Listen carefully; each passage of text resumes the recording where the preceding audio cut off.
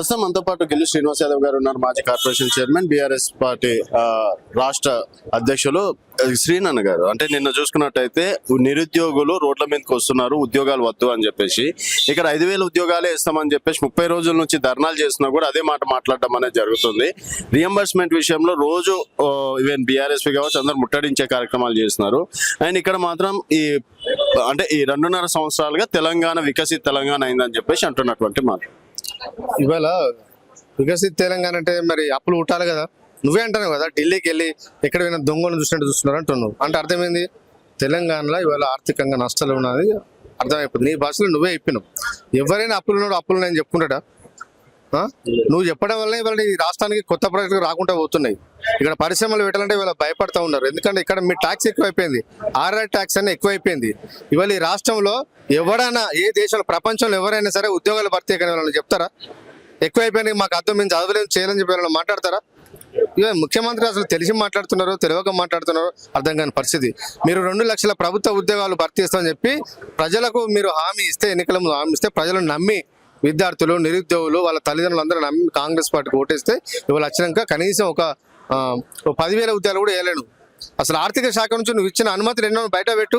ఒక ముఖ్యమంత్రి హోదాలో క్యాబినెట్ మీటింగ్ ఏర్పాటేసి ప్రభుత్వంలో ఖాళీల ఉద్యోగాల నుంచి మీరు ఇచ్చిన అనుమతులు ఎన్నో బయట పెట్టాలని చెప్పి వాళ్ళ బీఆర్ఎస్ నుంచి మేము డిమాండ్ చేస్తూ ఉన్నాం. గతంలో మేము ఇచ్చిన ఉద్యోగాలే కదా, మేము పరీక్షలు నిర్వహించి రిజల్ట్ పెండింగ్లో పెట్టినావు అంటే నువ్వు ఇచ్చినావు అంతే తప్ప కొత్తగా మీరు ఇచ్చింది ఏం లేదు. ఆ విషయం తెలంగాణ ప్రజలకు తెలుసు.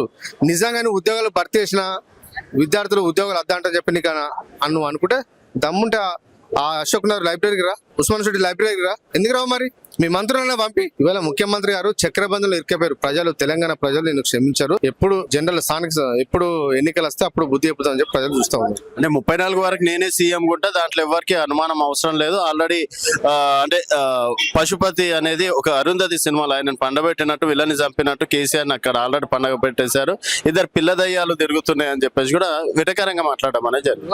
2034 రాక నేనే ముఖ్యమంత్రి ఉంటానని చెప్పి నువ్వు ప్రకటించుకోవడం కాదు కదా. ఉత్తమ్ కుమార్ రెడ్డితో అనిపి, కోమటిరెడ్డి వెంకరెడ్డితో అనిపి, శ్రీధరబాబు గారితో అనిపి, ఇంకేమైనా రాష్ట్రంలో మంత్రులతో అనిపి, మంత్రులు అన్నారు మంత్రులు ఉప ముఖ్యమంత్రి బట్టి విక్రమార్క గారితో అనిపి వాళ్ళు అంటారా? క్యాబినెట్ మొత్తం తీర్మానం చేస్తే చలో మేము ఒప్పుకుంటాం.